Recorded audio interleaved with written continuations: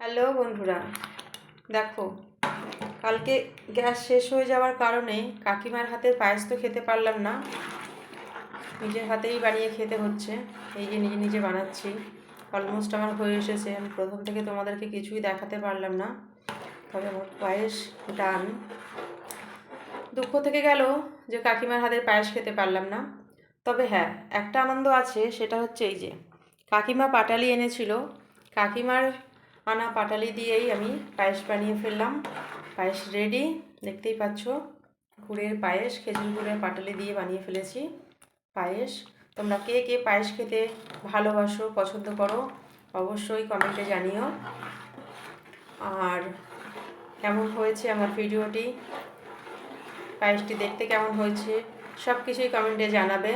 আর যদি আমার পায়েসের ভিডিওটা তোমাদের ভালো লাগে তাহলে অবশ্যই একটা শেয়ার করে দিও। সবাই টাটা, বাই বাই, ভালো থেকো, সুস্থ থেকো।